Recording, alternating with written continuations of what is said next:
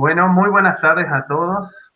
Es un nuevo Ateneo virtual que realizamos a través de la Fundación Argentina de Retinosis Pigmentaria y hoy tenemos el honor y el agrado de estar con la presencia de todos ustedes y especialmente de la profesora en enseñanza especial de Joana Vecino, que es de la ciudad de Cañuelas, provincia de Buenos Aires, quien nos hablará sobre un tema que la verdad que es muy importante y que muy poco se habla, eh, por lo menos en los congresos de baja visión que yo asistí desde hace muchos años, hace 11 años, pero que son el tema de orientación y movilidad. Muy buenas tardes, Joana, ¿cómo estás? Muy buenas tardes, todo bien por acá. Bueno, gracias por aceptar la invitación, por tu trabajo, que más que nada es mucha vocación en hacer esto, en estudiar un profesorado en enseñanza especial. Eh, el tiempo es tuyo. Bueno, primero me presento, soy Joana, como dijo acá el compañero. Soy docente en educación especial con la orientación en ciegos y disminuidos visuales. Estoy trabajando en la Escuela Especial de Cañuelas al momento. Recién hace 5 años que estoy trabajando en lo que es específico de ciegos y disminuidos visuales. Y bueno, también considero que voy aprendiendo día a día porque todos son procesos y siempre van cambiando los modos y las formas muchas veces de enseñar y de aprender. Seguramente me falta mucha trayectoria, pero bueno, el poco conocimiento que tengo y muy a grandes rasgos, hoy vamos a hablar de lo que es la orientación y movilidad. Primero vamos a ver a lo que son algunas nociones básicas de lo que es la orientación, de lo que es la movilidad y la orientación y movilidad como disciplina, ¿sí? A mí siempre que tengo que armar un proyecto y hago una fundamentación y me pregunto, bueno, para quién está dirigido y cuál es la finalidad, ¿no? Y siempre digo, para mí la finalidad es que mis alumnos puedan lograr la mayor independencia y autonomía posible, ¿sí? Siempre teniendo en cuenta sus posibilidades y las posibilidades del entorno. No podemos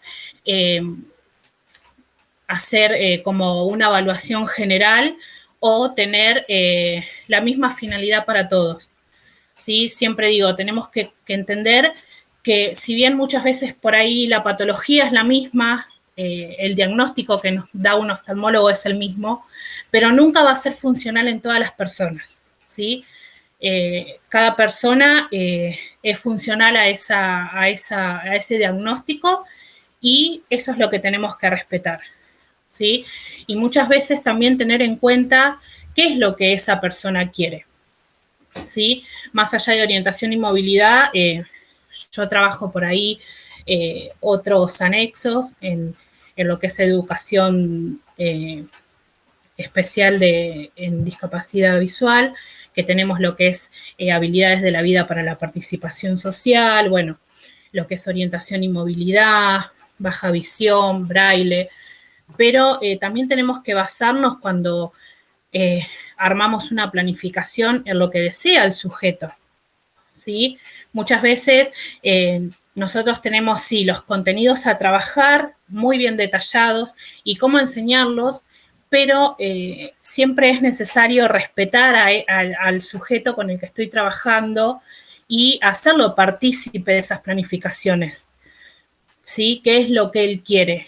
¿Qué es lo que él necesita para poder ser autónomo? Vamos a empezar acá con los conceptos, ¿sí? Que me dice, bueno, como movilidad, la capacidad de desplazarme de un lado a otro, ¿sí? Siempre tiene que ser de manera eficiente y segura, ¿sí? Acá trabajamos muchos contenidos que no solamente son el uso del bastón, sino el tema de no obstaculizar, perdón, el paso de los otros, ¿sí? Y siempre de una manera segura.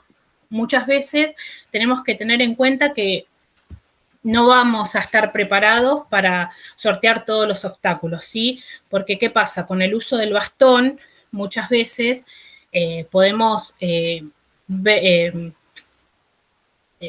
notar los obstáculos que están de la cintura por debajo y a veces nos encontramos con sorpresas como son ventanas abiertas, como es una rama que a veces no está al alcance, ¿sí? Pero son cosas que también debemos trabajar y prepararlos para que lo tengan en cuenta, ¿sí? La idea siempre, la idea siempre va a ser que pueda deambular y que esté seguro en su deambulación, no que por ahí una mala experiencia me lleve a que el niño o el adolescente o la persona ya diga, bueno, no quiero más. Entonces, son muchas variables las que tenemos que tener en cuenta al momento de trabajar lo que es la orientación y movilidad. Después, la orientación alude al conocimiento que alcanza el sujeto con discapacidad visual para poder determinar tanto su posición como el de las cosas u objetos que se encuentran en su entorno, ¿sí? Esto también va a suponer la consideración de las variaciones de las relaciones espaciales, ¿sí? Que cambia a medida que la persona se mueve.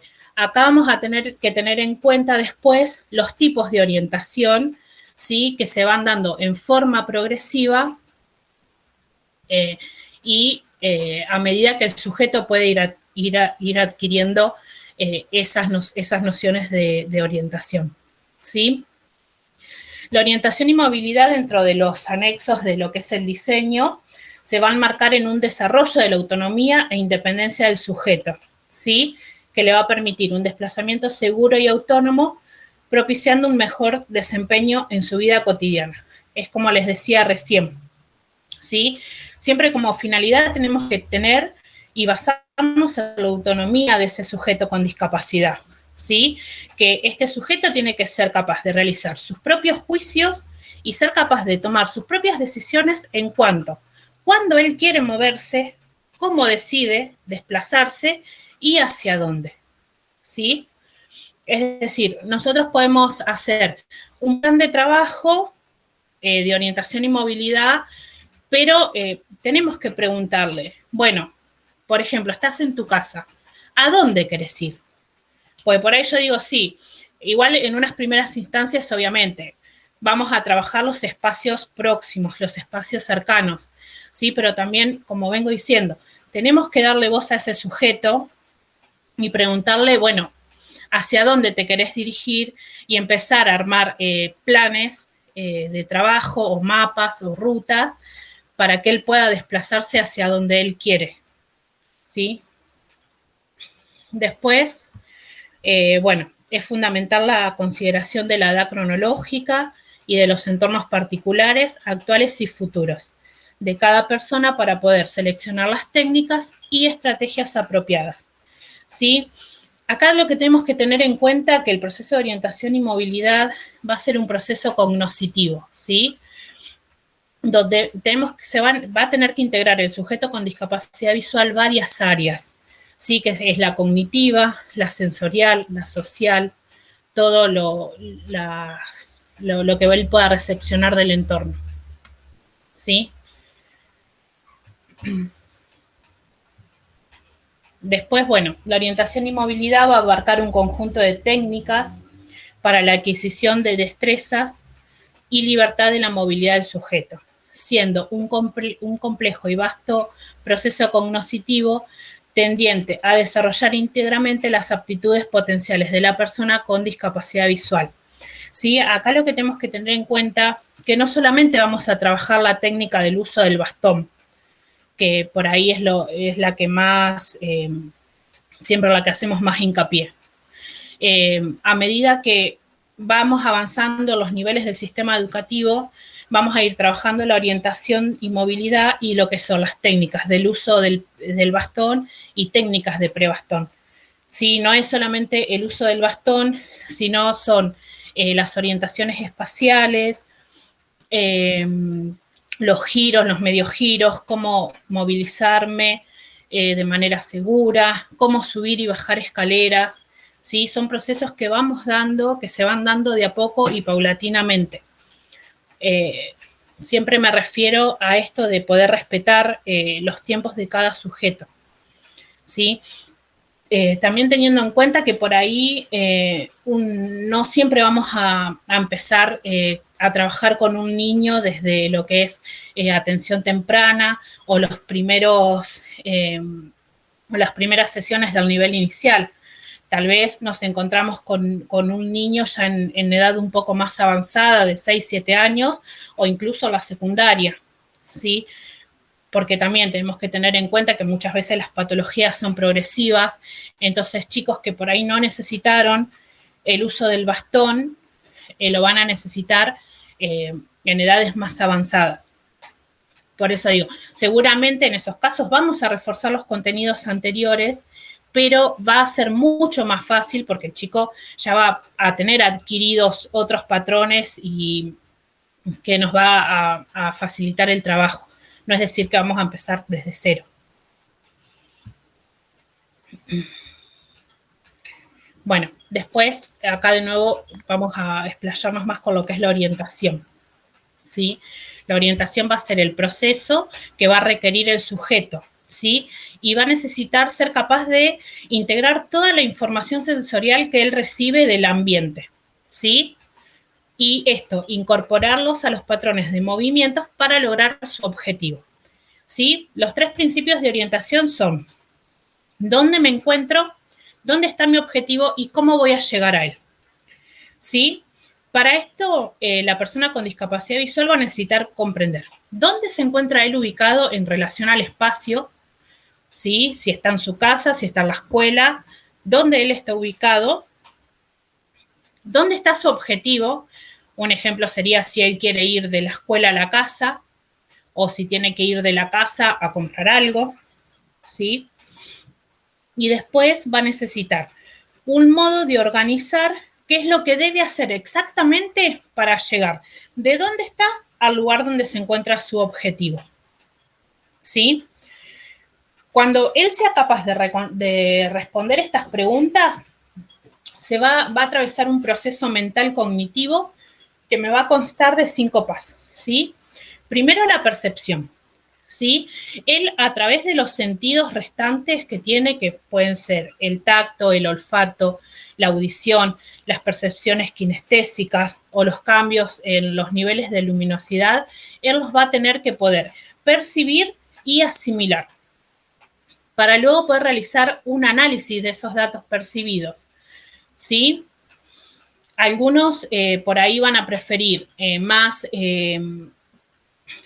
utilizar el sentido del oído, va a tener más agudizado el oído, otros van a tener más agudizado el tacto, ¿sí? Eso siempre tenemos que tener en cuenta de poder trabajarlo, como vengo diciendo, siempre trabajarlo con el sujeto. No podemos dar muchas veces por sobreentendidas las cosas o que nosotros consideramos que, ¿sí? Siempre esto tiene que ser un ida y vuelta entre el docente y el alumno, o en su caso la familia cuando estamos en las primeras etapas de lo que es orientación y movilidad. Después de esto, la persona va a tener que seleccionar, ¿sí? Y elegir de esos datos que él pudo analizar mediante los sentidos restantes, ¿sí? ¿Cuál le van a servir para su proceso de orientación? Después, a través de esos datos seleccionados, él va a tener que armar un plan basado en esos datos sensoriales que van a ser lo que para él resultaron más relevantes, ¿sí? En cuanto al entorno. Y por último, se va a dar la ejecución, que va a ser la ejecución de ese plan de acción que la persona con discapacidad visual pudo realizar, ¿sí? Después acá tenemos los tipos de orientación, ¿no? Como decíamos, la orientación es saber dónde estoy y ubicar mi posición en relación a otros lugares, ¿sí? Vamos a describir 4 tipos de orientación. Una, que va a ser una persona entre 2 lugares fijos, La número 2, una persona en movimiento entre dos lugares fijos. La número 3, una persona entre lugares o otras personas que se mueven, ¿sí? Y una persona en movimiento entre personas que se mueven, ¿sí? En el primer caso, que vendría a ser una persona entre dos lugares fijos, ¿sí? Acá el sujeto con discapacidad lo que tiene que saber es dónde está en relación a otros puntos de referencia fijos. Por ejemplo, yo sé que en este momento estoy en mi casa, que está ubicada en calle Ombú, entre las calles Caldén y Paraíso, ¿sí? Esto determina dónde estoy, ¿sí? Y tengo como 2 puntos de referencia las calles paralelas a mi casa, ¿sí? Después, cuando hablamos de una persona en movimiento entre dos lugares fijos, en este caso yo me desplazo mientras voy teniendo puntos fijos de referencia. Por ejemplo, yo sé que estoy ubicada en la calle Ombú, en mi casa, y sé que mi punto de referencia número 1 va a ser el kiosco. Y mi punto de referencia número 2 va a ser la escuela, ¿sí? Entonces yo me voy a movilizar desde el kiosco hasta la escuela, ¿sí? Y a medida que voy avanzando, puedo ir tomando otros puntos de referencia. Por ejemplo, el punto 1, como dijimos, va a ser el kiosco. El punto 2, la escuela. El punto 3 puede ser la verdulería, ¿sí? Esto lo vamos a ir trabajando mediante los planes de acción que vamos a ir preparando con el alumno, ¿no? Entonces, a medida que el alumno va avanzando, voy a decir, bueno, estoy entre el punto 1 y 2, estoy entre el punto 2 y 3, y sé que entre el punto 3 y 4, por ejemplo, entre el punto 3, que era la verdulería, y el punto 4, que es una estación de servicio, tengo la plaza. Y mi objetivo era ir a la plaza, ¿sí? Y teniendo estos puntos fijos de referencia, la ventaja que también voy a tener es que puedo avanzar y retroceder en ellos. Después, el tercer tipo de orientación, que es una persona quieta, entre personas que se mueven, esto lo tenemos como también orientación en el tránsito, ¿sí? Pero acá mi problema de orientación va a ser el no ser un obstáculo mientras yo estoy quieto para las otras personas. Por ejemplo, necesito en una esquina esperar a alguien, ¿sí? Bueno, ¿cómo hago yo para no obstaculizar el paso de los otros peatones, ¿sí? Después, por el último tipo de orientación es una persona en movimiento entre personas que se mueven, ¿sí? Esto también es orientación en el tránsito. Por ahí no solo entre personas que se mueven, sino entre lo que son autos. Bueno, ¿cómo hago para movilizarme acá? ¿Sí? Acá lo que tengo que ver mucho es que tengo que pensar por adelantado cómo me voy a mover, tengo que tener en cuenta los movimientos de los otros, ¿sí? De los otros peatones, tengo que medir mi marcha, medir la intensidad de esa marcha, ¿sí? Es decir, controlar la velocidad del desplazamiento, ver en la direccionalidad que voy y la que vienen los otros, y si me mantengo en el camino que tengo que ir. Entonces acá mi problema de orientación va a ser mantener la distancia y permanecer en mi camino para poder evitar el choque, ¿sí? Después, en estos casos, en cuanto a la movilidad, va a involucrar los cambios en mi relación espacial.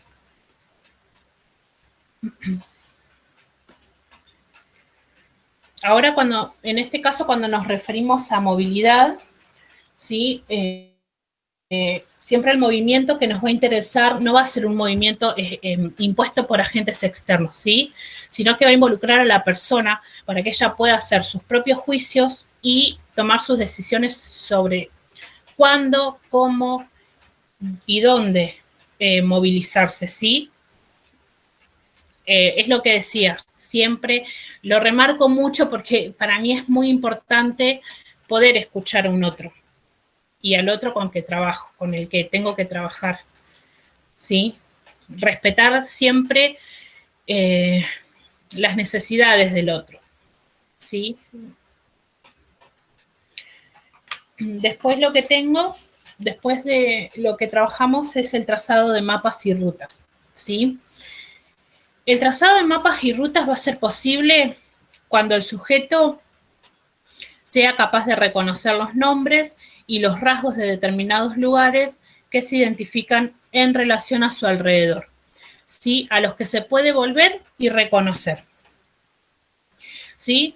En este caso, lo que yo puedo decir es que el sujeto se encuentra orientado, ¿sí? Y puede permanecer orientado, ¿sí? Porque reconoce dónde está y puede mantener una relación de unos lugares con otros. Bueno, como decía acá, reconoce que un lugar se puede llegar antes o después que otro, también puede seleccionar y describir los rasgos que lo identifican en el primer viaje y reconocerlos en puntos siguientes. ¿Sí? Esto que dice, bueno, reconoce que un lugar se puede llegar antes o después del otro, ¿sí? Es cuando hablamos de, que estábamos hablando recién de los tipos de orientación, ¿no? Que voy tomando los puntos de referencia, punto 1 y 2. Yo sé que primero llego al kiosco y después llego a la escuela, ¿sí? Y si retrocedo, sé que voy a ir de la escuela al kiosco. Bueno, para que una ruta sea completa y comprensible debe estar basada en los sentidos que dispone el sujeto, la forma de viajar, la rapidez de movimiento, la capacidad de orientación, la familiaridad y la comprensión de los caminos por parte del sujeto, la relación espacial y la terminología apropiada. ¿Sí? Tenemos que pensar, se tiene que poder pensar por adelantado en una ruta especial, ¿sí? O hacerlo a medida que él se va desplazando, ¿sí? Eso me va a indicar una representación simbólica, va a representar para el sujeto una representación simbólica, ¿sí? De los pasos que él debe llegar, que debe dar para llegar al destino, ¿sí? Por ejemplo, tomando, como decíamos, los puntos de referencia, bueno, sé que para llegar a la plaza tengo que pasar por el punto 1, 2, 2, 3, 3 y 4. Bueno, pero si tengo que llegar a una casa, ¿sí? Bueno, ¿cuáles van a ser los datos del ambiente que yo voy a tomar? Puede ser un árbol, puede ser que donde voy al lado hay una casa de comidas y ahí utilizo lo que es el olfato. Puede ser que voy caminando por la calle porque, bueno, no tengo veredas y sé que antes de llegar a la escuela tengo un lomo de burro, ¿sí? Siempre lo que va a evaluar el sujeto va a ser esto, ¿no? De los datos del ambiente que él puede tomar y que le van a ser significativos para llegar a donde él donde quiera llegar. ¿Sí? Después, dos maneras de representar las rutas son los mapas de orientación, que son una representación de la realidad, ¿sí? Es un mapa dibujado que incluye la relación espacial de caminos o lugares, ¿sí? Acá lo que hacemos son mapas que pueden estar hechos a escala o no, ¿sí? Vamos a evaluar lo que es el diagnóstico que tenga la persona con discapacidad visual, vamos a evaluar si el mapa lo hacemos en relieve, si el mapa lo hacemos en macrotipo, ¿sí? Es decir, un mapa ampliado, si lo tenemos que hacer en braille, ¿sí? Primero vamos a tener en cuenta que los que vamos a dar son mapas sencillos, ¿sí? ¿Por qué? Porque ellos tienen que poder asimilar la información y aprender a comprender esos mapas que nosotros le brindemos, ¿sí? Y si no, la otra manera de representar una ruta es con descripciones verbales, ¿sí?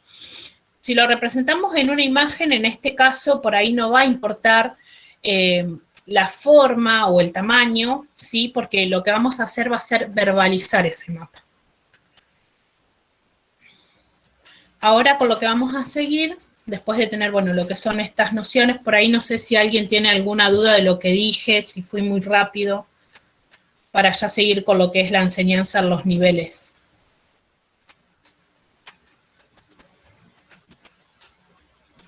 Si no, sigo. Si por ahí fui clara. Bueno. Sigo entonces con lo que es la enseñanza de la orientación y movilidad. En lo Yo que no son... sé, perdón, yo Sí. no sé si a las personas que están ahí les está quedando claro esto que es tan eh, teórico, ¿no? Yo tengo algunas preguntitas para hacer, pero no sé si las hago ahora o espero que vos termines de dictar la charla. Yo por ahí sí ya quieren ir despejando algunas dudas para después ir a lo que es más los niveles en la educación, lo que vendría a ser la parte de educación, para mí sería mejor. Por ahí para no irme muy de tema. Bueno, primero me parece importante que definamos la patología desde el punto de vista de la edad, que es lo que vos también dijiste, y la pregunta sería, en el niño, ¿cómo y cuándo comienza la terapia en orientación y movilidad?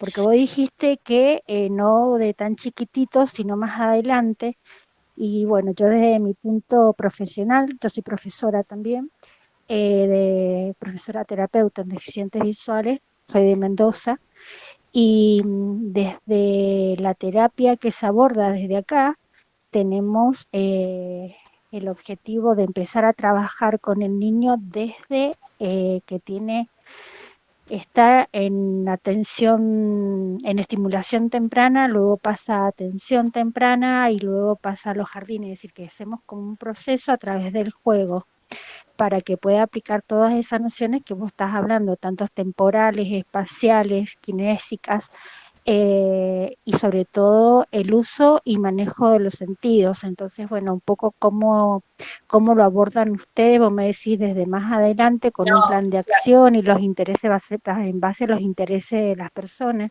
y me parece que los niños chiquitos por ahí no te pueden manifestar cuáles son los intereses que tienen. Por ahí, Me parece importante que aclares eso. claro, sí, por ahí fui un poco rápido. A lo que me refería es que por ahí muchas veces lo que nos pasa es que no todos los niños entran o no llegan a los primeros niveles de lo que es, a los primeros niveles de educación, ¿no? Sí, acá trabajamos de la misma manera. Nosotros tenemos en lo que es escuela especial ATDI, ¿sí? Que es atención temprana del desarrollo infantil, que va de los 0 a los 3 años, ¿sí? Ahí es cuando, es decir, los primeros siempre, eso es lo que tenemos que tener en cuenta. Los primeros meses de vida siempre son los más importantes para esto de lo que es la atención temprana, ¿sí? Y después se va dando la enseñanza de forma paulatina en los otros niveles, ¿sí? Muchas veces también nos pasa que entran a lo que es el servicio de atención temprana, pero quieren ir a un jardín maternal. Entonces ahí vamos a trabajar en conjunto con lo que es el jardín maternal y el servicio de atención temprana del desarrollo infantil. Y en un momento también lo dije, no es que siempre digo, bueno, vamos a trabajar con el sujeto y vamos a escucharlo. En el caso de los primeros meses de vida, los primeros años de vida, a quién vamos a dar respuesta y con quién vamos a trabajar va a ser con las familias, ¿sí? Bueno, ¿qué es lo que ellos esperan de nosotros, de lo que nosotros le brindemos? ¿Sí? Incluso acá, justo que iba a empezar con lo que es orientación y movilidad, la enseñanza en los niveles del sistema educativo, trabajamos con estas primeras aproximaciones de orientación y movilidad en niños pequeños, ¿sí? Desde el servicio de atención temprana. Pero vuelvo a repetir, muchas veces nos encontramos con que ya nos vienen niños a los servicios de inclusión que ya tienen 5 o 6 años, ¿sí? Entonces, por eso necesitamos, por ahí no vamos a empezar con lo que me dice el anexo para trabajar orientación y movilidad con 5 años, sino yo, si él no tiene ciertas pautas adquiridas previamente, voy a tener que trabajar con esas pautas de lo que es nivel inicial de primer ciclo y de segundo ciclo. Por ahí esto es lo que me lleva a que al ya tener ciertas pautas adquiridas, va a ser más rápido la adquisición de esos contenidos del nivel inicial, pero vamos a tener que hacer un balance de qué contenido voy a trabajar. Si el niño está preparado en ese primer ingreso para trabajar con lo que es orientación y movilidad en su edad cronológica, o tengo que retroceder un poquito y poder tomar otros contenidos anteriores para que esto sea progresivo y se pueda asimilar correctamente. No sé si ahí fui clara. Sí, gracias. Después por ahí vi un mensaje que me decía si podía repetir los tipos de orientación. Sí, nosotros, bueno, como habíamos dicho, nos basamos en 4 tipos de orientación. El primer tipo de orientación sí va a ser una persona quieta entre 2 lugares fijos. ¿A esto qué me refiero? Yo sé dónde estoy y dónde me encuentro. ¿Sí? Como expliqué, yo en este momento yo sé que estoy en mi casa y mi casa está ubicada en Calle Ombú, entre Caldén y Paraíso. O si no, puedo decir que yo sé que me encuentro en la puerta de mi casa, que está ubicada entre la escuela y el kiosco. ¿Sí? Yo me sé ubicar entre puntos fijos de referencia. El segundo tipo de orientación que trabajamos va a ser el de una persona en movimiento entre puntos fijos de referencia. ¿Sí? Ahí es donde yo quiero desplazarme hacia un lugar de referencia. Por ejemplo, yo quiero ir a la plaza. Yo sé que salgo de mi casa y mi primer punto de referencia va a ser el kiosco. Y mi segundo punto de referencia va a ser la escuela. ¿Sí? Avanzo entre los puntos 1 y 2.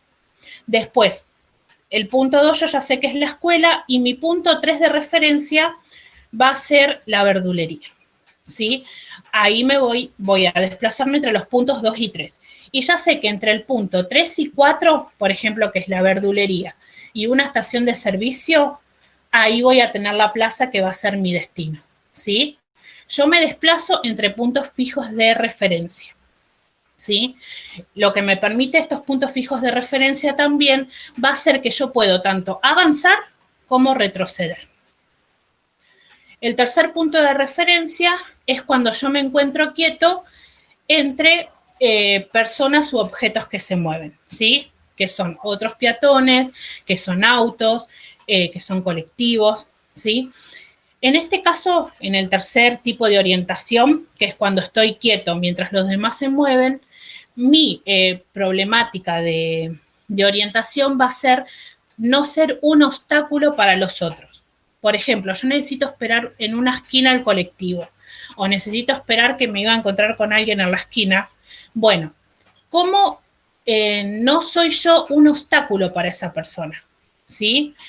Es decir, bueno, si alguien tiene que pasar, bueno, ¿para dónde me muevo? Tengo que poder orientarme y saber por dónde viene esa persona para no chocarla. Y en estos casos también a veces es donde empezamos a trabajar un poco, bueno, cuando estoy quieto y lo que es orientación en el tránsito, también de poder pedir ayuda para cruzar una calle o pedir ayuda para parar un colectivo, ¿sí? Si bien buscamos la autonomía, muchas veces vamos a necesitar de un otro porque siempre digo, incluso uno, a veces nosotros también nos perdemos, necesitamos ubicarnos o estoy en un lugar desconocido y no sé qué colectivo tengo que tomar para llegar a mi casa. Sí, son cosas que por ahí también tenemos que trabajar mucho y naturalizarlas para que ellos no sientan vergüenza de poder pedir ayuda, porque todos necesitamos ayuda. Muchas veces pasa que me dicen, y yo no pregunto porque tengo vergüenza. ¿no? Entonces empezar a trabajar esto también, ¿sí? De la manera de comunicarme con otros y de poder pedir ayuda. Y bueno, después el último tipo de orientación, el número 4, es cuando yo estoy en movimiento entre personas u objetos en movimientos, ¿sí? En este caso, ahí me están preguntando los puntos de referencia si los elige el docente o el maestro. En este caso de los puntos de referencia, ¿sí? Los primeros puntos de referencia los vamos a elegir nosotros como docentes seguramente, porque van a ser por ahí las primeras técnicas de bastón y de desplazamiento que vamos a usar. Entonces, vamos a evaluar en esa primera instancia, bueno, qué es lo primordial o lo prioritario que va a necesitar ese alumno. Por ejemplo, desplazarse de manera autónoma desde su casa hasta la escuela, ¿sí? Si es que está en un lugar cercano. Después sí, los puntos de referencia, es decir, los vamos a elegir los docentes, no, sino vamos a ver cuál va a ser la ruta o el mapa que el alumno tenga que llevar a cabo y ver también cuáles son, siempre tenemos que tener en cuenta cuáles son los puntos de referencia que pueda asimilar el alumno, ¿sí? Porque por ahí algo que fue, que para mí sí fue importante, para el alumno no lo fue. Por eso siempre digo, tenemos que tener ida y vuelta con el alumno, con el sujeto que estemos trabajando, ¿sí? Porque no siempre corre la ley de para todos lo mismo, ¿sí? Tenemos que tener en cuenta eso. Claro, ahí como me dice Alejandra, que son puntos de referencia significativos para el alumno, ¿sí? Ahí me dio la palabra, ¿sí? Lo que es significativo para mí no va a ser significativo para el otro. Después, siguiendo con el último tipo de orientación, es una persona en movimiento entre personas que se mueven, ¿sí? En este caso, yo estoy en movimiento y voy por la calle donde hay otros peatones, ¿sí? Acá mi problema de orientación, aparte de no ser un obstáculo para los demás, ¿sí? Tengo que tener en cuenta mi velocidad de desplazamiento, ¿sí? La distancia y permanecer en el carril que yo tengo que ir, ¿sí? Muchas veces con las técnicas de bastón lo que tenemos que trabajar es la linealidad. Puede ser que muchas veces con el bastón podemos desviarnos, ¿sí? Y ir por un sentido contrario del que no deberíamos ir, ¿sí? Entonces acá mi problema de orientación, como dijimos, va a ser mantener la distancia, permanecer en mi camino y evitar el choque, ¿sí? Tenemos que tener en cuenta que los tipos de orientación los vamos a ir trabajando de manera progresiva para después poder englobarlos en un todo para poder tener una movilidad y un desplazamiento seguro y autónomo. No sé si ahora quedó alguna duda de esto para poder seguir o...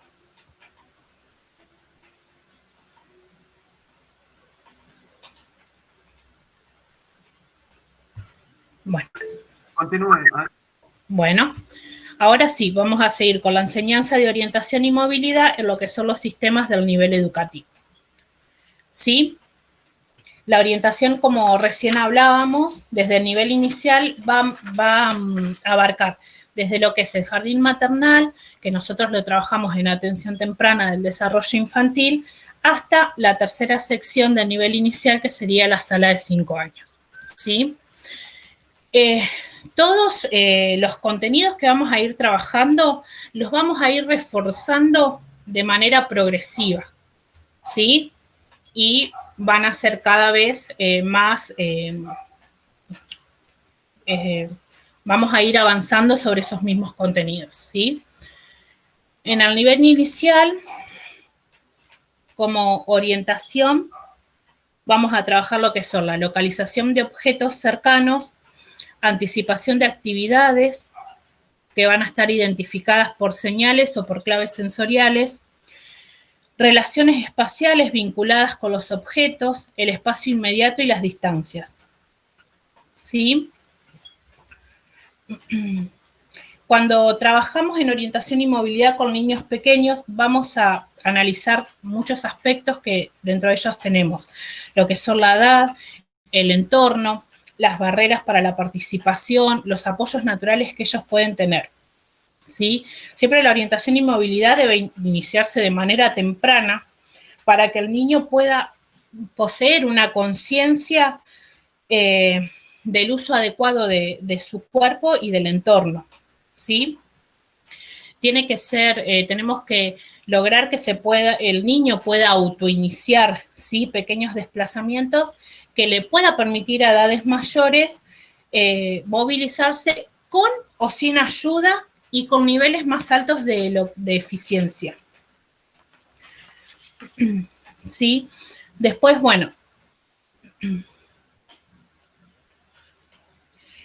en cuanto al movimiento, bueno, la exploración de su propio cuerpo, el reconocimiento gradual del propio cuerpo y de sus partes, exploración de objetos y del entorno, manipulación intencionada de los objetos, localización de objetos cercanos, desplazamientos en diferentes direcciones y en distintas formas, ya sea el gateo, arrastrando, estando de pie con o sin apoyo, caminar tomados de una y dos manos, dar pasos sin apoyos y establecimiento de secuencias de los juegos, ¿sí?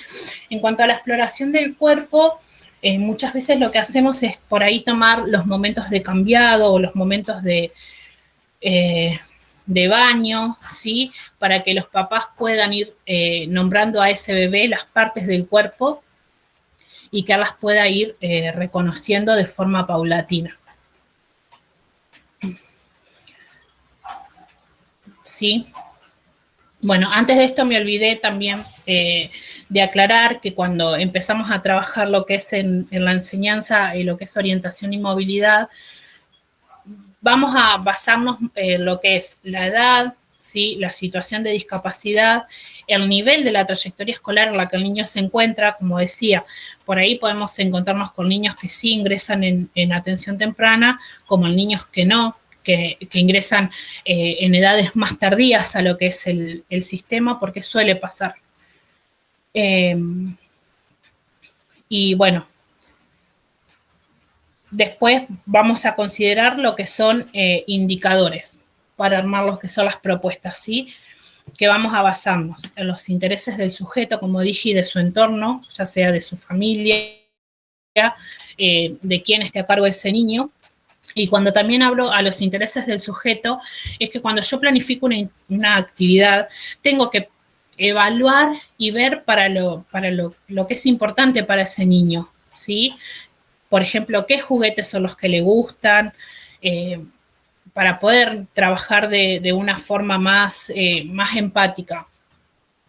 Y bueno, aparte de eso, siempre digo, nunca tenemos que olvidarnos de que trabajamos con niños.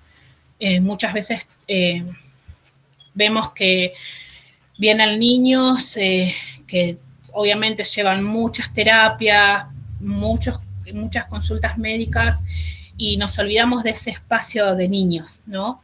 Que es el espacio del juego y la importancia que el juego tiene para el desarrollo de un niño. Entonces, si me preguntas, bueno, ¿podés planificar un contenido a través del juego? Y sí, y tengo que hacer lo posible. No puedo dejar de ver al niño en esas primeras instancias y bueno, a lo largo de lo que dure la niñez. Seguramente después las adolescencias van a tener otros propósitos o otros intereses muy diferentes. Pero primero siempre basamos en eso. No olvidarnos del niño que tenemos adelante trabajando. Después también, sí. Ahí te hicieron una pregunta, Eugenio, ¿influye la edad la pérdida de la vista?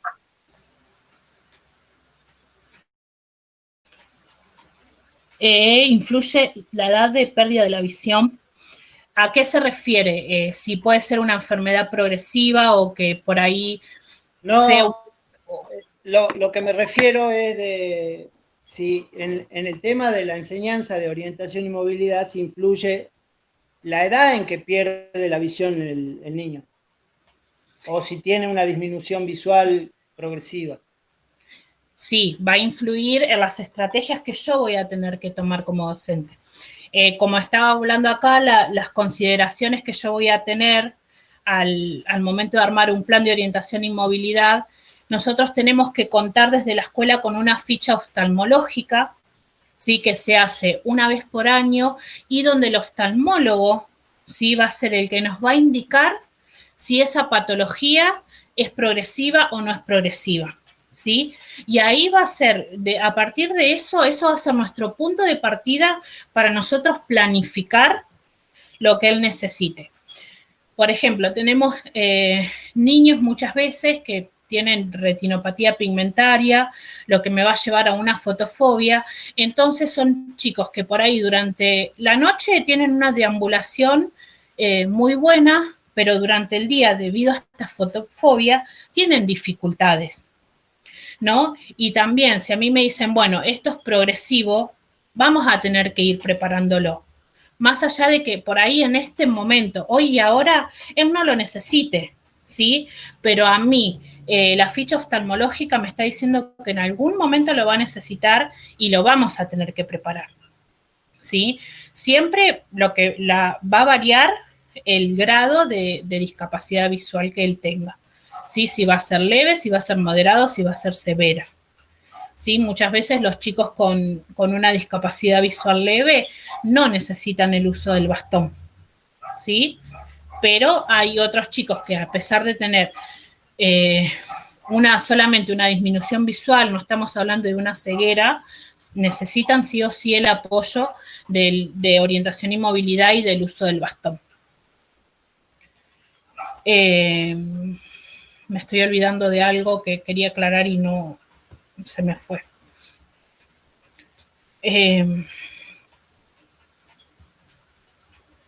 Bueno, o por ahí también suele suceder que son chicos que tienen un resto visual y por algún tipo de accidente o alguna circunstancia terminan también perdiendo la visión. Así que vamos a tener que trabajar orientación y movilidad, ¿sí? Siempre tenemos que basarnos en el diagnóstico oftalmológico, ¿sí? Porque ahí también el oftalmólogo va a ser quien nos va a dar un pronóstico en cuanto a la etiología de ese diagnóstico, ¿sí? Y nos va a dar información de utilidad para lo que es el desplazamiento, para nosotros cómo trabajar ese desplazamiento, ¿sí? Porque muchas veces por ahí nos podemos encontrar con lo que son hemianopsias, ¿sí? Que son ciertos campos de la visión que están afectados, ¿sí? Por ejemplo, para explicarlo así de grosso modo, por ahí tengo una hemianopsia, ¿sí? Que yo la pérdida de visión la tengo desde la mitad del ojo hacia abajo.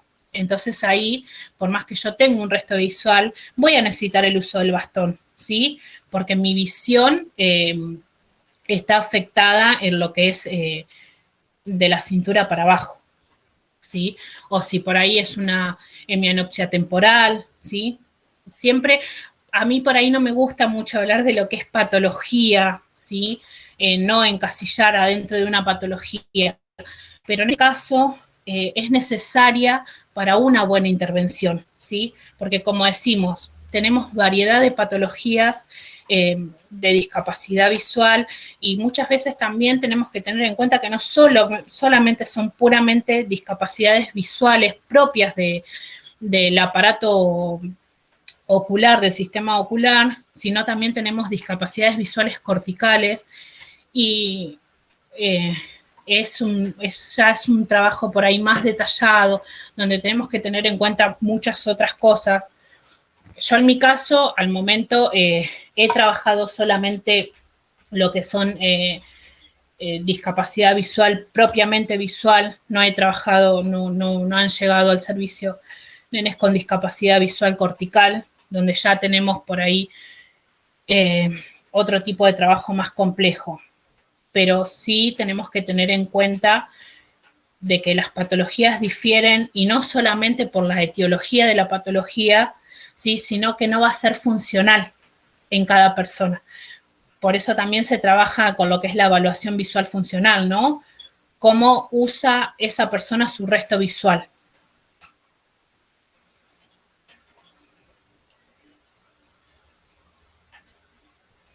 No sé si algo más o...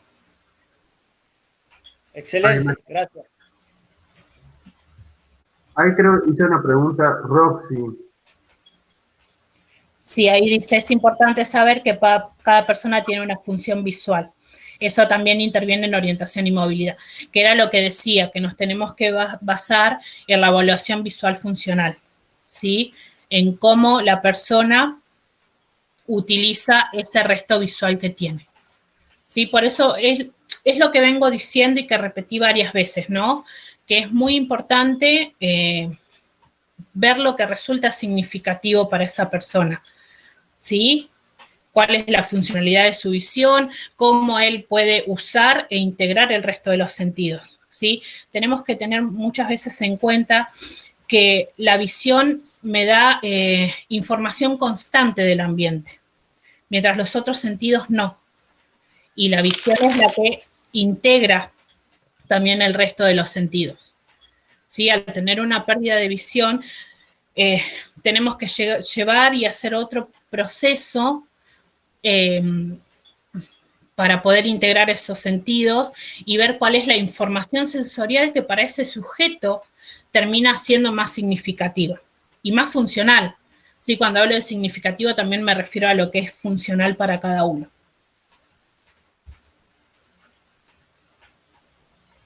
Te hago una consulta. Sí.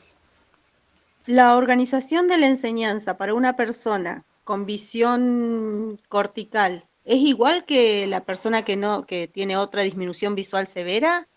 ¿O cambia la organización de la enseñanza? La organización de la enseñanza no cambia, ¿sí? Vamos a trabajar lo mismo, pero por ahí tenemos que apoyarnos más en otros profesionales, ¿sí? Lo que llamamos equipo interdisciplinario. Yo siempre por ahí trato, es decir, hay nenes que por ahí están con otras terapias, de lo que es terapia ocupacional, kinesio, ¿sí? Por ahí, a lo que decía, ¿no? La funcionalidad de la visión va a ser diferente en cada chico, y a veces vamos a necesitar de otros docentes. Por ahí un nene, lo digo desde lo que es enseñanza, por ahí tenemos un nene que está dentro del diagnóstico de neurolocomotores, pero presenta una discapacidad visual, ¿sí? Entonces, esa discapacidad visual, ¿sí?, se debe a una discapacidad visual cortical. Entonces yo ahí tengo que trabajar en conjunto con esa docente de la especialización de motores, ¿sí? Porque a mí me va a faltar una pata que no tengo, ¿sí? Entonces va a ser necesario ver cómo entre ambos docentes o entre el equipo disciplinario externo lo abordamos. Pero generalmente las pautas de trabajo vamos a tener prácticamente las mismas, pero los apoyos que vamos a dar son distintos, ¿sí? Acá por ahí dicen los tiempos son diferentes, sí. Es lo que vengo diciendo. Se da de manera, el proceso de orientación y movilidad se va a dar de manera progresiva, pero tenemos que tener en cuenta en esto de respetar los tiempos, ¿sí? No todas las patologías son, si bien puede ser la patología igual, no es funcional en el mismo sujeto. Ese sujeto no va a tener los mismos tiempos de adquisición, ¿sí?, de lo que es orientación y movilidad, y esa discapacidad no va a ser funcional en él como va a ser en otro, ¿sí? Los tiempos siempre hay que respetarlos. Por ahí un contenido vamos a tener que reforzarlo todos los años. No es que por ahí, bueno, ya terminé este contenido y voy a empezar con otro y si no lo alcanzó, no lo alcanzó. No. tenemos que darle su tiempo. Cada sujeto, cada niño va a tener su tiempo. Y en eso tenemos que ser muy respetuosos. Respetuosos, yo siempre digo, del tiempo y de las familias, ¿sí? Y muchas veces, cuando por ahí aún no terminé por ahí esto de lo que es orientación y movilidad en el nivel inicial, pero se tiene que hacer una evaluación del entorno, ¿sí? Tenemos que tener en cuenta que muchas veces no se dan las condiciones edilicias. Por ejemplo, si yo le digo a la familia, bueno, vos lo tenés que tener en el piso. No, yo tengo que evaluar ese entorno, porque por ahí no hay a veces una mala predisposición de lo que yo sugiero a la familia para trabajar, ¿sí? Es que el entorno no se da para que la familia pueda trabajar lo que yo le estoy pidiendo, ¿sí? Entonces, por eso digo, hay que ser muy respetuoso de los tiempos del niño y ser muy respetuoso de las familias, ¿sí? Yo tengo que conocer la situación familiar, el entorno y dónde están viviendo.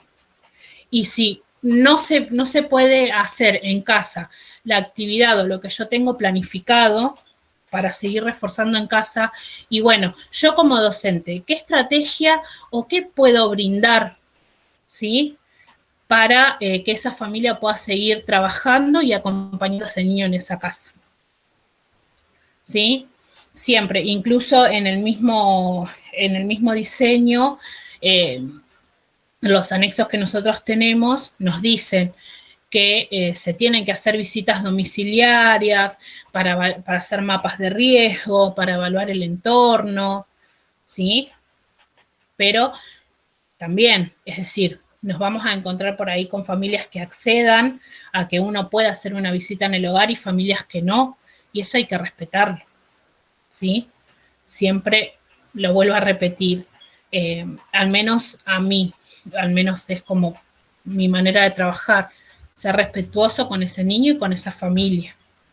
Si no todos respondemos ni tenemos los mismos tiempos. Joana. Sí. Me permití decir una cosa, porque es muy valioso lo que acabas vos de indicar con el tema de que el docente, en el caso de ustedes que son docentes, poder conocer el ámbito, el hábitat donde está esta persona. Ahora bien, muchas veces pasa que viven los padres colaboran con la orientación y movilidad del profesor, pero la abuela no. Lo está sobreprotegiendo. Y todo el trabajo que se viene realizando, los días y los horarios que ustedes les pueden plantear, en las otras horas restantes lo están sobreprotegiendo. Y todo eso hace que la persona, ya sea chico o adolescente o adulto, que viene trabajando en la sala con ustedes, después algunas veces caen por el tema de la sobreprotección. Y eso complica el trabajo. Complica mucho. Pero eso también habla de que cuando uno dice el respeto que tienen que tener con las familias, y las familias tienen que tener un respeto por el profesional y dejarlo trabajar y acompañarlo, porque de nada sirve que una persona trabaje y el otro núcleo familiar no le esté colaborando y apoyando, marcando los tips que el docente, en el caso de ustedes, les puedan indicar a cómo tiene que trabajar en la casa, porque de nada sirve que trabaje en la escuela y no en la casa. Sí, eso sí, siempre tiene que ser un trabajo conjunto. Igual son cosas que también se mantiene una charla con las familias cuando por ahí notamos esto de que no le dan ciertas libertades o que tienen muchos temores, ¿sí? También tenemos que tratar de acompañar a esa familia. ¿Alguien levantó la mano? ¿Alguien levantó la mano, puede ser? Sí, Eugenio, ¿puede ser? Sí. Sí, ¿cómo están? No, contestando un poco a lo que decía usted, profe,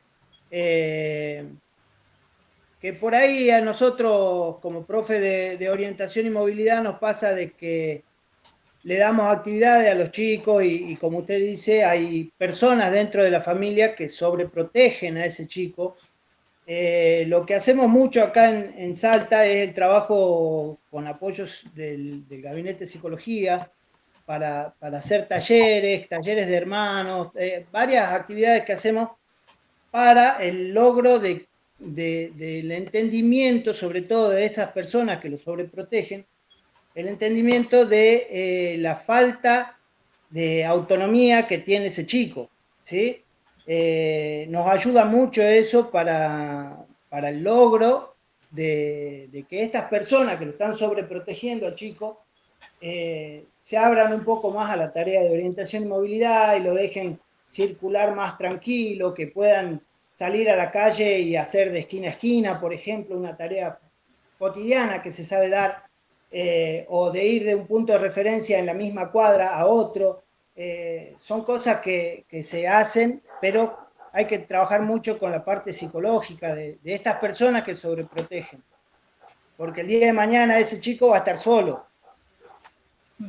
sea porque los padres fallecen o porque los hermanos se fueron a hacer su vida y quedan solos. Entonces eso es lo que más hay que trabajar con la familia, para que entiendan de que el chico tiene que lograr su autonomía, ¿sí? No solo en la calle, sino también adentro del hogar.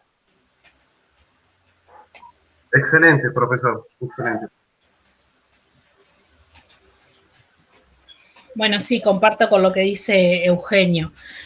El trabajo también se da en conjunto con la familia, y que esta familia que permita, ¿no? Esta familia que deje ser. También, bueno, yo es como dije al principio, yo recién hace 5 años que estoy trabajando, es muy poquito, seguramente me queda mucho camino por recorrer y por aprender, pero bueno, también me pongo un poco de los dos lados. Yo creo que como padres debe ser una situación muy difícil de llevar. Nos han surgido en la escuela casos y bueno, he tenido el acompañamiento de mi directivo para hablar con los padres, bueno, evaluar estas situaciones, decir, es necesaria esa autonomía, y bueno, hay por ahí padres que lo aceptan más rápido, hay padres que dan autonomía y ves que son chicos que se manejan súper bien, que decís, bueno, incluso acá hasta casi que no me necesita. Pero comprendo mucho las dos partes, ¿sí? Por ahí nosotros como docentes que queremos y buscamos y que nuestra finalidad es la autonomía, y también comprendo por ahí los miedos de esos padres. Uno a veces está 2, 3, 4 horas a lo sumo, 1 o 2 veces por semana, al menos en lo que yo trabajo en inclusión, pero el resto del día y de las semanas y del año lo que están son los padres. Y creo muchas veces como padres, creo que todos tenemos miedo, pero esto de poder trabajarlo y poder que la familia sea consciente de que ese chico necesita autonomía es muy importante. A corto o largo plazo, ¿sí? Que la familia pueda comprender también las necesidades de ese niño. Y por eso digo, en una primera instancia yo siempre me baso en lo que son en lo que pretende la familia, ¿no? En lo que quiere la familia, y después a medida que el niño va siendo más independiente, bueno, ¿qué es lo que quiere él? ¿Sí? Por ahí, bueno, no, me pasaba con un alumno, estoy jugando a la pelota y me quiero ir solo y papá no me deja. Y bueno, fue un trabajo con la familia de que lo pueda dejar ir, porque él era capaz de ir solo, porque ya era un adolescente y ya era independiente. Pero sí, muchas veces esto de la familia puede llegar a obstaculizar el trabajo, sí, por esta sobreprotección. En lugar de avanzar, terminamos retrocediendo. No sé si algo más de acá o si... Profe, Joana, sí. sabe que por ahí también pasa de que los mismos padres te dicen de que no, nunca lo van a dejar solo. Sí. Y uno hace todo un esfuerzo para que el chico ande solo, tenga su autonomía y todo, y después resulta que termina su escolaridad en la escuela o en el instituto que tienen ustedes, y ese chico no aprendió y después queda como medio encerrado, sin autonomía. es feo para el chico esa parte. Sí. Para el chico ya grande, ¿no? Me refiero porque Sí, quedan sí. solos con 20 años sin saber qué hacer. Sí. Eh, Sí, creo que es importante por ahí. Una consultita antes. Sí. El tema del trabajo de orientación y movilidad, acompañado de algún deporte, ¿qué le parece a usted? El deporte para mí es, ya incluso trabajándolo desde inclusión, desde lo que es educación física, es súper importante, ¿sí? Porque trabajamos muchos más aspectos que son, por ejemplo, todo lo que son las relaciones kinestésicas, ¿sí? Trabajamos equilibrio, trabajamos seguridad, ¿sí? Acá en el partido de Cañuelas, creo que el año pasado o el anteaño pasado ya se empezó a abrir todo lo que era incluso lo que es fútbol adaptado, taekwondo adaptado, ¿sí? Y que es muy importante, ¿sí? Porque nos permite englobar y por ahí fortalecer otros aspectos que son necesarios para lo que es la orientación y movilidad, que también hablamos muchas veces del tono muscular, de la seguridad, ¿sí? Esto es sumamente importante, ¿sí? También tenemos que contar con padres que estén, que quieran, ¿no? Acompañar esos procesos. Y muchas veces también por ahí explicarles, porque nos pasa que por ahí no quieren ir a un lugar que dé fútbol o que dé deportes adaptados. ¿Y qué pasa? Lo mandamos a otro lugar que por ahí es gente que desconoce, no se da un acompañamiento. No digo que no se pueda, se puede, pero sí que se dé el acompañamiento, porque después nos pasa que se termina generando inseguridad en ese niño, en algo que desconozco, en algo que no fue seguro para mí, y también retrocedemos. ¿Sí? Por ahí es importante poder evaluar las variantes que yo tengo en cuanto a hacer un deporte extra y, bueno, si es adaptado, obviamente voy a contar con los profesionales que van a saber cómo acompañar y en caso que no, bueno, cómo podemos vincularnos y cómo podemos trabajar en un grupo interdisciplinario para que ese niño pueda estar incluido en ese deporte y sea un deporte seguro y que a él le brinde seguridad. ¿Joana? Sí. Gracias, profe. ¿Cómo era? Eugenio de Salta, ¿así es? Sí. Hay cierto deporte que va a ayudar mucho a los chicos en el tema del equilibrio y en el tema de la seguridad, y más en el tema del cuidado, porque ¿qué padre tiene miedo de que su hijo se caiga? Todos, ¿verdad? Sí. Entonces, uno de los deportes que le enseñan mucho la caída es el judo adaptado. Enseña cómo caer de espalda, cómo caer de costado, cómo caer de frente, cómo tiene que poner las manos, cómo tiene que poner la espalda. Eso es muy importante. Después hay otros deportes, el karate adaptado, está el tenis adaptado, el golf adaptado. No todo se basa en el bowling, no me acuerdo qué otro deporte hay, que muchas veces la gente confunde que tener baja visión es lo mismo que ser ciego y te mandan a hacer un deporte muchas veces de ciego. Y te nuclean en un, digamos, conjunto de personas ciegas. Pero hay otros deportes que son muy buenos, que lamentablemente no están difundidos, pero esto en el transcurso de los próximos Ateneos vamos a empezar a difundir ciertos deportes adaptados para que todos tengan conocimiento y los padres puedan, porque muchas veces los padres trabajan toda la semana y llega el fin de semana y quieren descansar. Y ya saben que tienen el Tollback, tienen el JAWS, tienen el NVDA en la computadora, lo dejan el hijo las 24 horas con la computadora y ya se desligan. Y se pierde la esencia social que tiene. No, pero ¿para qué le voy a mandar el culo? Mira si se llega acá en la pileta. Bueno, pero puede aprender natación también. Si tiene problema la visión, no tiene problema los pies ni los brazos. Entonces, creo que eso es fundamental, que mostrar y que las entidades que nuclean a los pacientes podamos mostrar ciertos deportes y toda la actividad extracurricular que pueden llevar. Y todo lo que esté al alcance también de los profesores, de los para que mejorar la calidad de vida, porque todo se basa en mejorar la calidad de vida del paciente. Por eso es importante que establezcamos todos estos diálogos y que en base a cada uno poniendo su granito de arena, vamos a mejorar la calidad de trabajo de todos. Pero el deporte, hay muchos deportes solamente que no están difundidos, pero hay muchísimos deportes adaptados. Continúe, por favor. Bueno, por acá también Natalia comentaba que es difícil trabajar cuando la familia obstaculiza y no acepta el espacio de orientación y movilidad. Después también decían de natación y ciclismo, fútbol, natación. Sí, bueno, es como explicaba acá el compañero. Pero bueno, muchos procesos, no solamente el de orientación y movilidad, son difíciles cuando no tenemos una familia que acompañe, ¿sí? Muchas veces tenemos familias que no están dispuestas a una inclusión o que no están dispuestas a que su hijo aprenda braille, ¿sí? Son todos procesos que seguramente debemos acompañar con la familia y no podemos estar solos.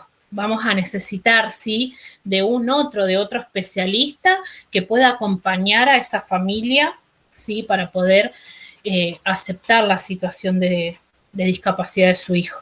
Muchas veces lo habremos leído cuando hemos estudiado en el profesorado esto del niño eterno, del bebé eterno, ¿sí?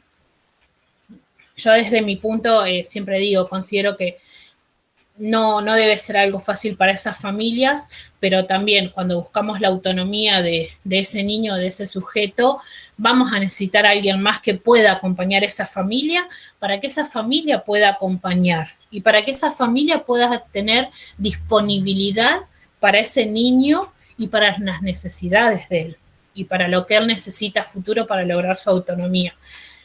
Solos no podemos, es decir, vamos a intentar, pero sí o sí, cuanto mejor se pueda trabajar en un equipo interdisciplinario y poder tener este ida y vuelta con otros profesionales que puedan contener y que puedan contenernos, porque creo que muchas veces nosotros como docentes podemos tener esta frustración de que, bueno, intento y no puedo, porque no puedo lograrlo, porque por ahí yo también esperé algo que no era, ¿sí? O esta familia que por ahí no puede acompañar, que no está disponible, ¿sí? Son muchos los factores. Si bien acá estamos dando una charla y como dije al principio, es muy a grandes rasgos, son muchísimos los factores que intervienen cuando nosotros nos enfrentamos a la realidad, ¿sí? Teoría podemos tener muchísima, pero ya cuando tenemos que ir a trabajar al campo, vamos a ver que esa teoría muchas veces nos sirve y muchas veces no. Y vamos a tener que buscar otras estrategias que capaz que no están dentro de lo que nos enseñaron o dentro de ese diseño o dentro de ese anexo. ¿Sí? Vamos a tener que estar abiertos a poder facilitar, a ser facilitadores de las necesidades del niño y de las necesidades de esa familia. ¿Sí? Siempre vamos a encontrar un apoyo. Tenemos que ser conscientes de que solos no podemos estudiar y saber un montón de teoría, pero si no tenemos dónde apoyarnos y no tenemos un otro que nos responda, que nos pueda contener, o que por ahí en algún momento llega que ya no tenemos idea y no sabemos cómo abordar, y alguien nos dice, mirá, y si haces esto, y funciona, ¿sí? A veces tenemos que poder abrirnos y también conseguir a un otro, a otro profesional, a un equipo interdisciplinario que pueda acompañar y esté abierto también a poder brindarnos su conocimiento. Nunca vamos a tener el conocimiento absoluto de las situaciones que se nos vayan presentando a lo largo de la vida o de la trayectoria escolar de nuestros alumnos. Que cada trayectoria escolar tenemos que tener en cuenta que es particular también. No sé si quieren hacer alguna pregunta más o sigo con lo que es la enseñanza de orientación y movilidad al nivel inicial. ¿Cuánto queda más o menos, Joana? Porque estamos con el tiempo. No, ya me queda terminar un poquito de lo que es nivel inicial, primario y secundario, que lo doy así muy detalladamente porque, bueno, muy a grandes rasgos porque era, bueno, esto del nivel inicial, lo que veníamos hablando era de que el contenido muchas veces vamos a ver que en el anexo es el mismo, pero lo que va la diferencia es que lo vamos complejizando, ¿sí? Vamos a tener lo que es orientación, de localización de objetos cercanos, ¿sí? En este caso lo que hablábamos era de detectar claves o pistas sensoriales que pueden ser táctiles, olfativas o auditivas, que van a estar relacionadas con los objetos o con la actividad que yo esté brindando, ¿sí? Siempre tenemos que tener en cuenta que cuando trabajemos esto de la orientación y de localización de objetos cercanos a través del oído, siempre los lugares tienen que ser tranquilos, no tiene que haber otros ruidos como el de la tele, el de la radio, ¿sí? Sino solamente el niño en ese momento tiene que ser capaz de detectar los sonidos naturales del ambiente, ¿sí? Después, bueno, con el tema, con lo que decíamos de movimiento, de exploración del propio cuerpo, ir reconociendo las partes del cuerpo. En una primera instancia siempre lo vamos trabajando desde lo que es el cuidado, ¿sí? de ese adulto que cuida en los momentos de cambiado, en los momentos de baño, que ese adulto sea capaz de ir nombrando las partes del cuerpo del bebé para que pueda ir asimilándolas, ¿sí?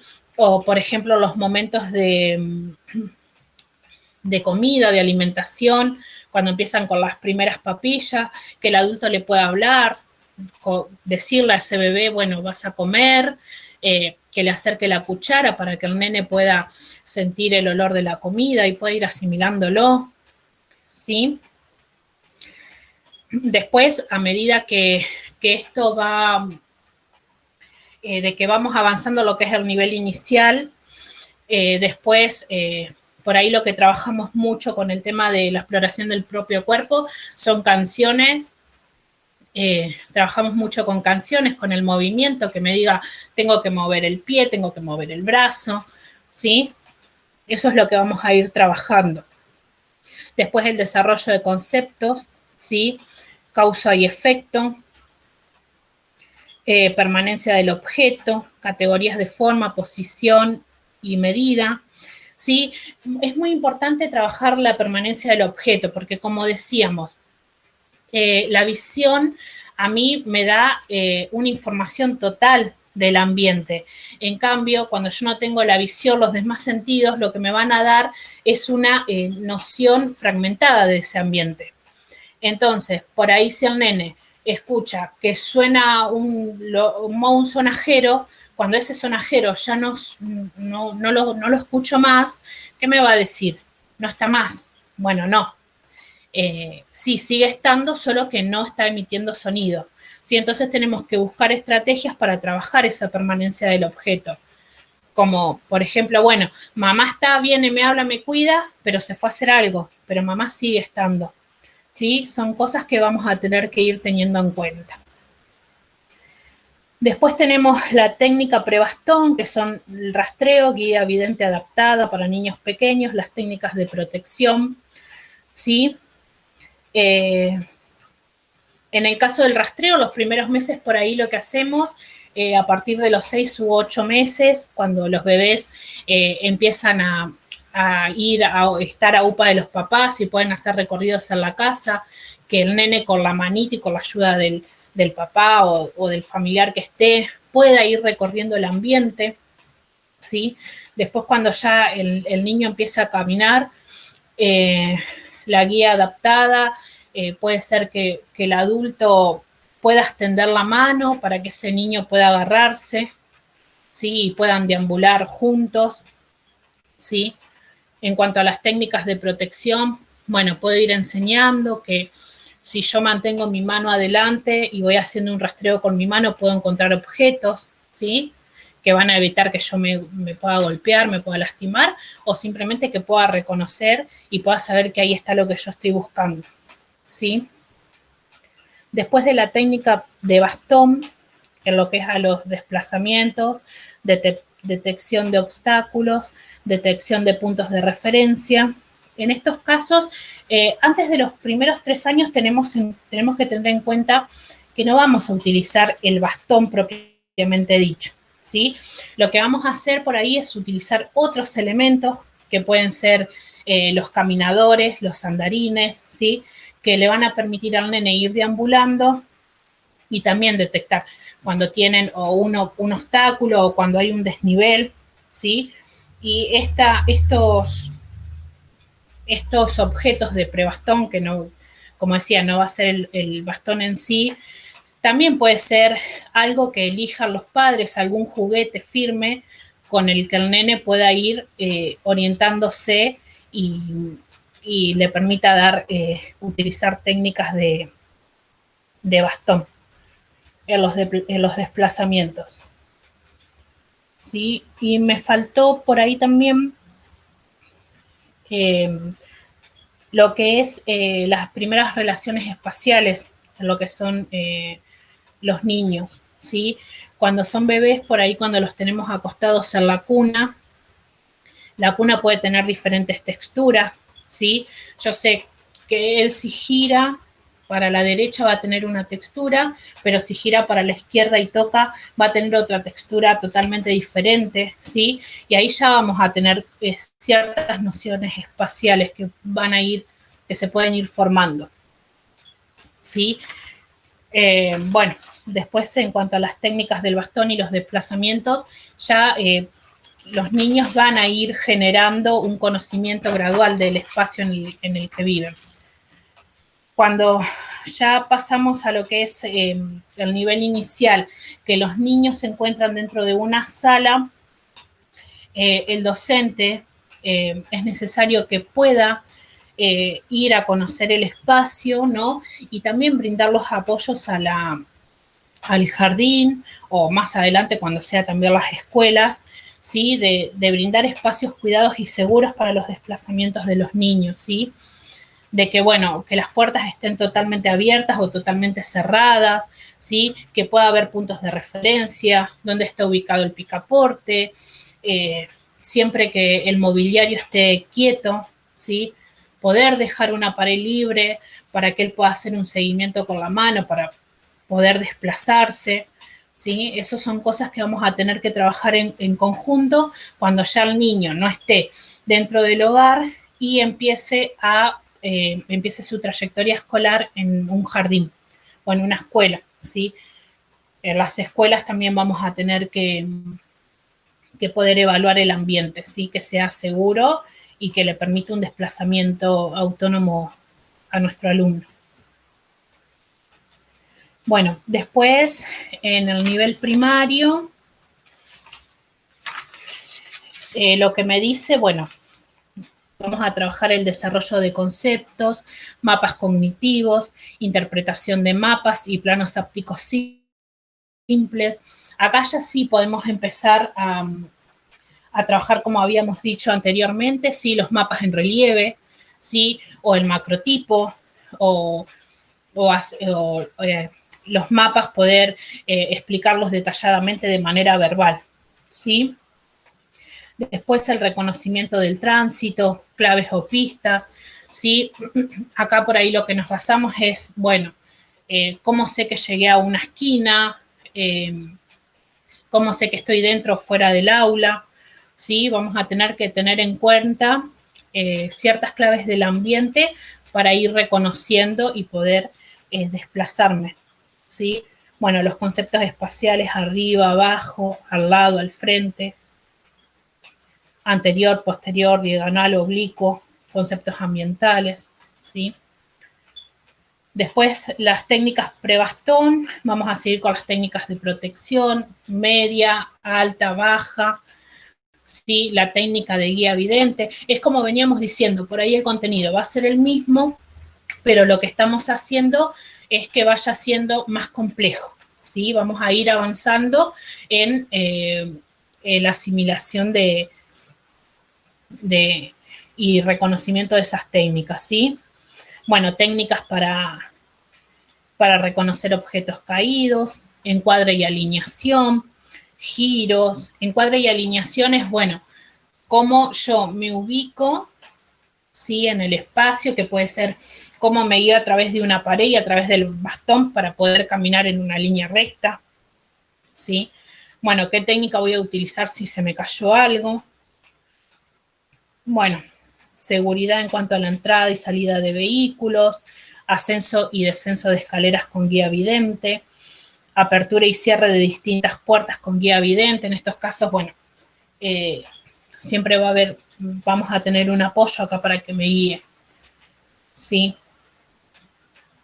Después, las técnicas de bastón, el uso del bastón, las funciones, las técnicas, ¿sí?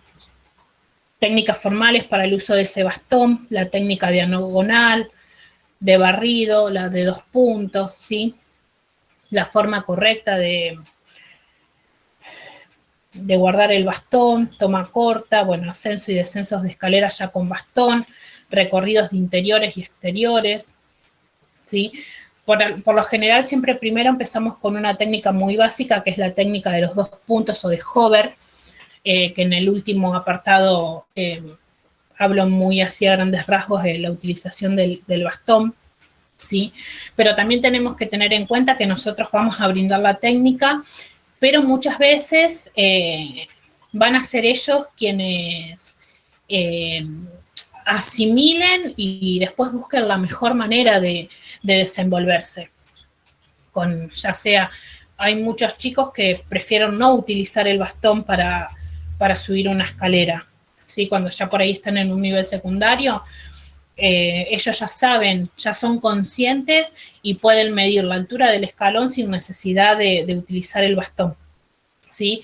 Como digo, y ya repetí un montón de veces, en todos va a ser un proceso distinto, lo van a asimilar de manera diferente y vamos a tener que muchas veces ir y venir sobre el mismo contenido, ¿sí? Tenemos que tener en cuenta que es un proceso complejo, que tenemos que acompañar y tenemos que darle el tiempo para que pueda asimilar todos estos conceptos y para que pueda asimilar el uso del bastón. Después, en cuanto al nivel secundario, acá ya empezamos con recorridos más largos. Ellos, para que puedan planificar y ejecutar recorridos conocidos y no conocidos, ¿sí? Ellos ya tienen que ser, acá ya es donde nos basamos completamente en lo que es la autonomía, ¿sí? Que ya puedan ser capaces de planificar y de deambular de manera autónoma lo más posible que ellos puedan, ¿sí? No es que tampoco los vamos a alargar solos. Como dije, es un proceso y la finalidad es la autonomía, pero bueno, vamos a ir dándole sus tiempos, ¿sí? Bueno, habilidades de comunicación en la vía pública, esto es lo que yo les comentaba, que muchas veces llegan chicos que me dicen, pero yo tengo vergüenza de pedir ayuda.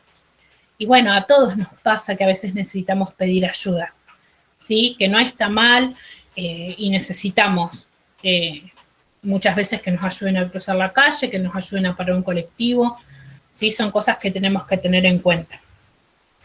Bueno, resolución de problemas en entornos desconocidos, la utilización de los medios de transporte, estaciones terminales. Muchas veces acá lo que también hacemos en lo que son los medios de transporte, de que ellos puedan ir y puedan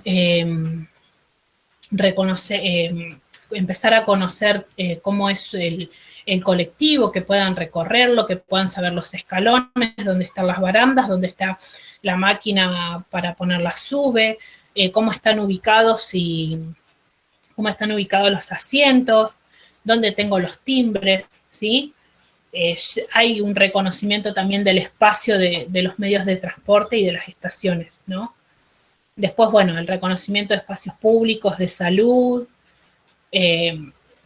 también dependencias gubernamentales para la gestión de trámites, ¿sí?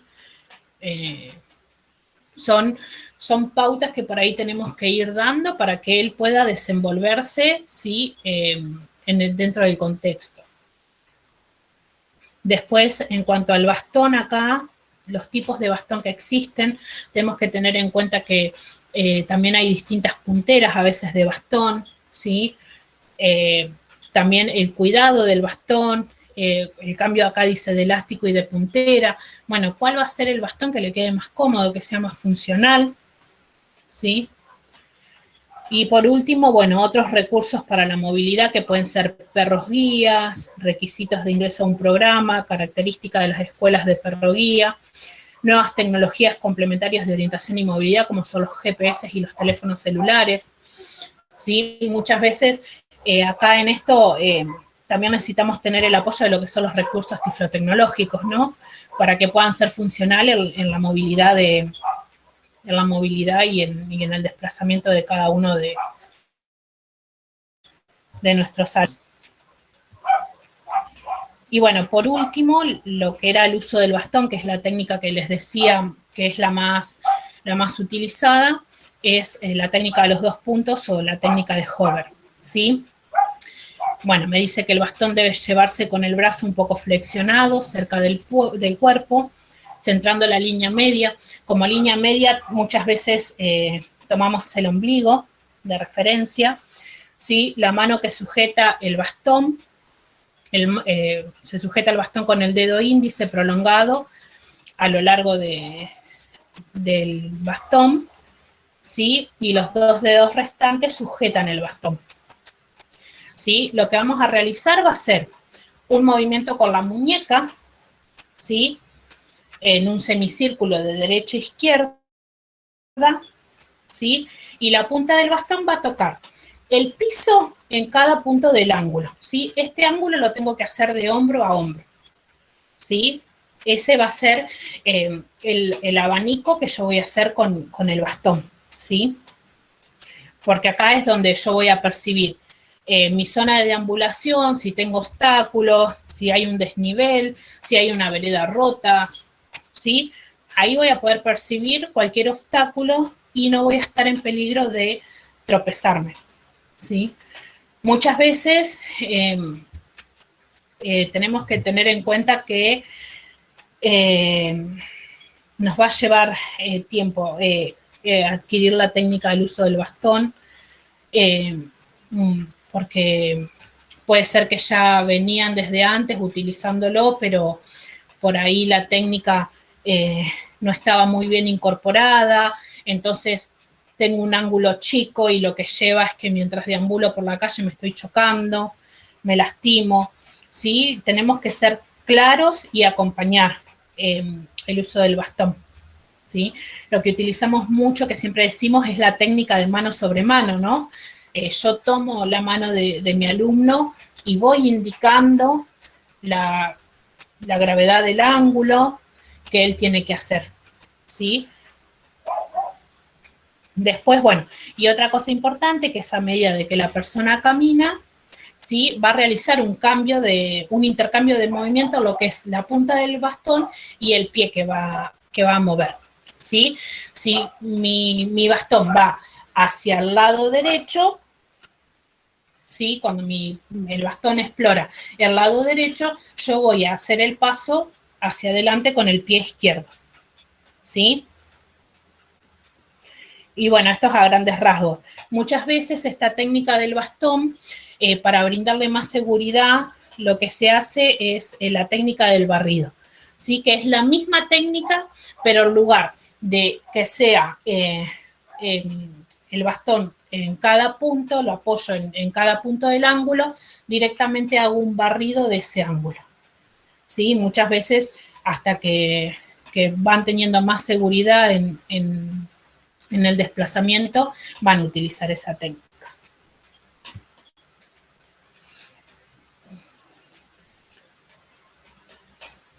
Y, a ver, lo que dijo la profe está adjunto está adjunto o algo que nos quede de referencia. Si quieren, yo le mandé la presentación de lo que es... mandé la presentación esta que acabo de dar y también, si quieren, puedo enviar para que sea compartido algún material que tenga de todo lo que es orientación y movilidad, para que puedan poder compartirles. Después, dentro de las escuelas, me preguntan acá, dentro de las escuelas primarias y secundarias deben usar el bastón.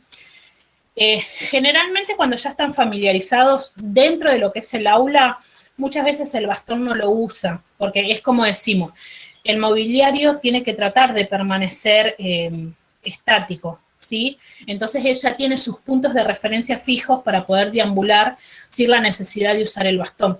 Hay algunos que los usan como técnica de protección, que se llama la técnica diagonal, que el bastón en ningún momento está en contacto con el suelo, ¿sí? Lo ponen de manera diagonal en el cuerpo, como también para detectar algún obstáculo, pero generalmente cuando ellos ya van siendo más independientes y más por ahí en la edad de la adolescencia, evitan el uso del bastón.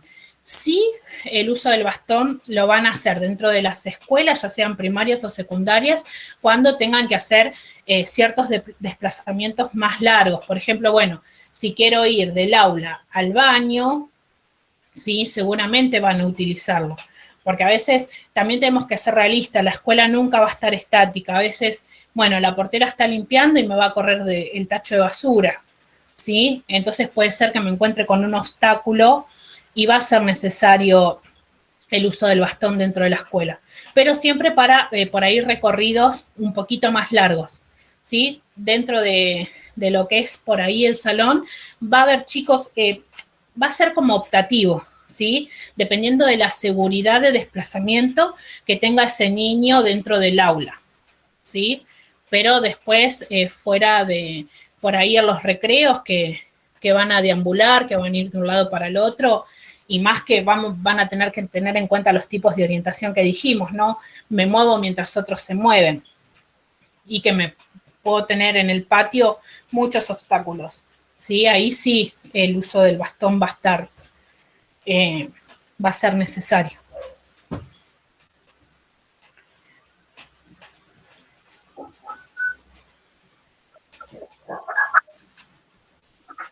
¿Alguien más quiere hacer alguna consulta?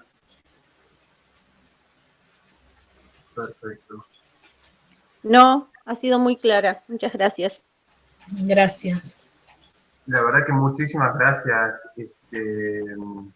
Joana, por tu tiempo, por tu dedicación, por tu experiencia. La verdad ha sido muy valioso todo lo que nos brindaste, el tiempo que nos brindaste en este día sábado. Fue muy fructífero. Esperamos que poder continuar con todo esto. Y aprovecho la oportunidad para mostrarle algo que ayuda a mucha gente con el tema de la orientación y movilidad. El tema porque muchas veces las personas cuando van a otro nuevo lugar, ya sea lo cambian de colegio y es un mundo nuevo que se va a encontrar el alumno.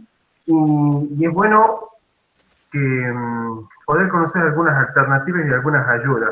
En el caso, el año pasado hizo una presentación dos chicas ingenieras, una es de Santa Fe y la otra de Córdoba, y nos mandaron algo para testear el año pasado, que lo hemos probado con 4 o 5 chicos con retinosis pigmentaria, con distintos tipos de retinosis pigmentaria, y la verdad que le ayudó porque cada uno podía mostrar cómo era su casa. Eso va a ayudar a que cuando van los amigos que tengan baja visión o no videntes a la casa del amiguito, ya sepan cómo es el ambiente nuevo. Y la verdad que estuvo muy bueno y se hicieron unos videos muy explicativos, que se llama OIM, Orientación y Movilidad. No sé si alguien tuvo conocimiento de eso. No. ¿No sabía? Es mira. Lo voy a compartir. Ahí lo pueden ver, ahí lo pueden ver. Es OIM, que lo fabrica la empresa Rafting, la que hace los ladrillitos. Ellos son los que fabrican, y está muy bueno porque es un plano 3D. Con fichas lo van haciendo y ayuda a muchos chicos. La verdad que se llama OIM, y acá en la parte de atrás, mira, ahí te muestro la fotografía, cómo es el plano, cómo ellos pueden diseñar una manzana con distintas fichas, con contrastes distintos, y que está hecho en una goma, como goma Eva. Y la verdad que ayudó muchísimo a los chicos a poder interpretar cómo el nuevo ambiente donde van a estar, ya sea en una casa, en una escuela, o cómo va a ser la manzana donde van a tener que circular con el bastón. Ayuda muchísimo. Que una herramienta más de trabajo. La verdad que, bueno, nuevamente les quiero agradecer a todos. La semana que viene vamos a tener la presencia de un ingeniero de Córdoba que está fabricando unas gafas inteligentes que está revolucionando mucho lo que es todo el tema de las lecturas en Argentina. Y está bueno poder mostrarlo para todas las personas. Y después de esa semana, la segunda, ya sería la primera semana de diciembre, vamos a hablar sobre un poco de oftalmopediatría, la importancia de los diagnósticos y la importancia que los padres lleven a los chicos al oftalmólogo, al oftalmopediatra en este caso.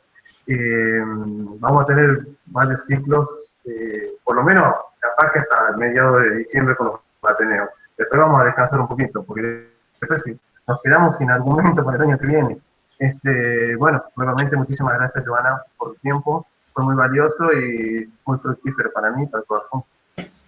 Bueno, muchísimas gracias. Y bueno, también voy a seguir atenta a las próximas charlas porque a uno siempre les sirve, ¿no?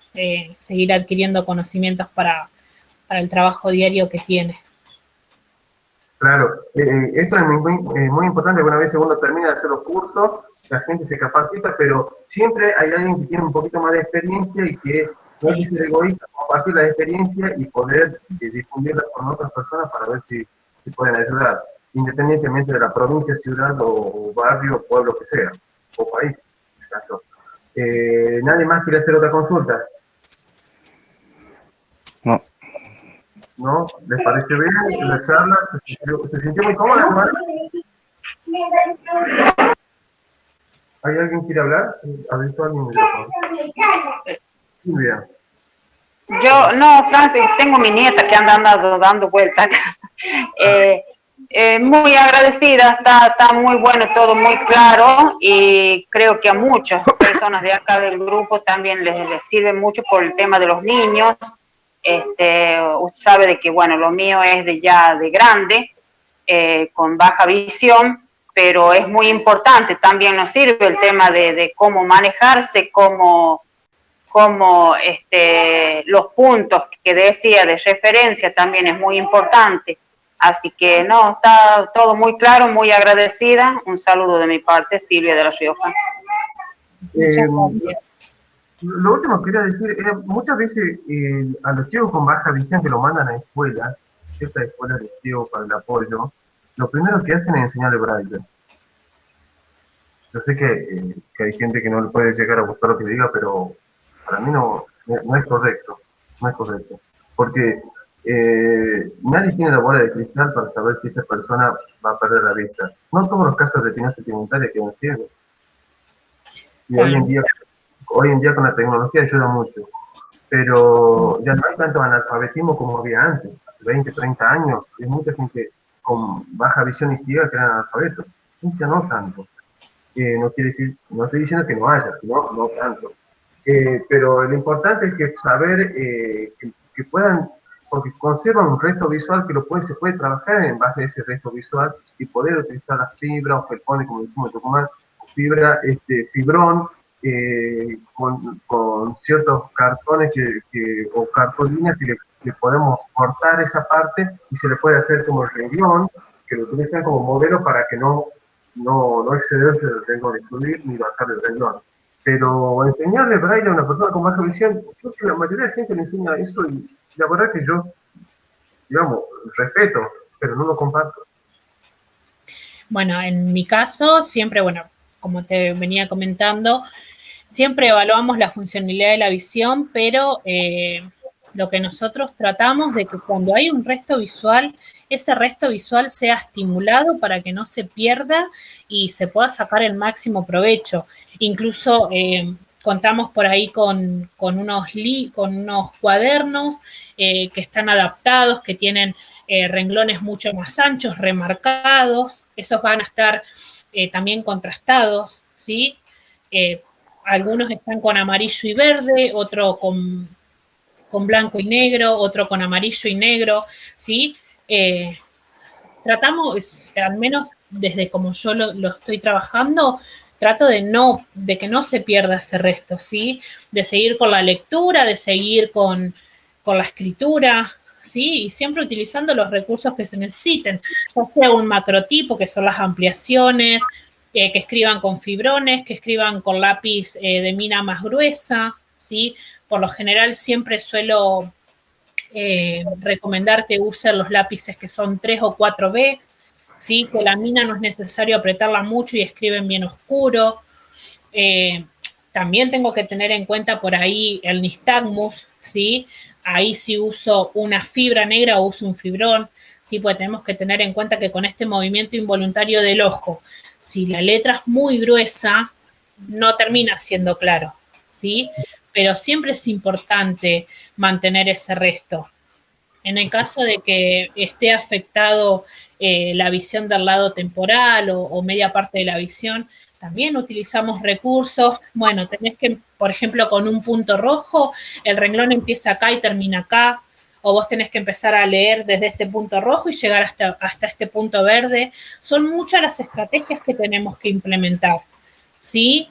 Pero, como vuelvo a repetir, siempre el resto visual tiene que estar estimulado. Y bueno, ¿cómo lo estimulo? Con el material que yo voy a trabajar con él, ¿sí?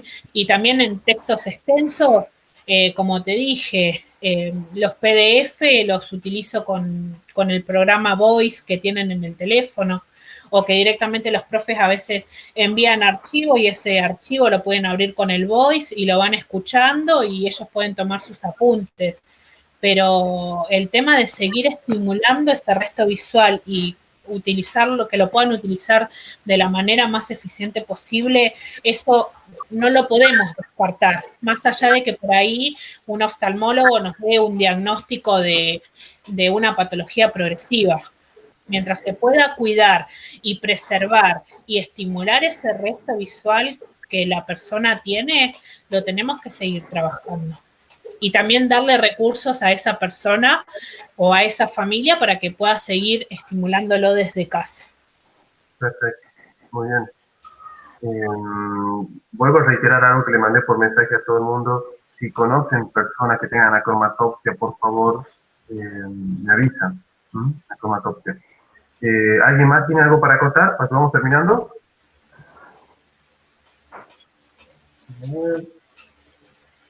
No, creo que no. Bueno, nuevamente, Joana, muchísimas gracias por tu tiempo. Todo lo mejor.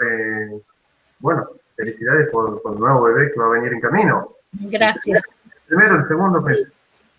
Y ya en 2 semanas, decía, espero que aguante porque si no iba a tener que cortar. Pero bueno, por suerte aguantó, así que pude dar tranquila a la charla. Bueno, está bien, muchísimas gracias. Muchas gracias. Bueno, gracias a todos y bueno, nos estamos viendo el próximo sábado que les vamos a mandar el banner a todos para que puedan saber de qué se trata la próxima charla, el próximo Ateneo. Muchísimas gracias nuevamente y bueno, nos esperamos el sábado que viene. Muchas gracias.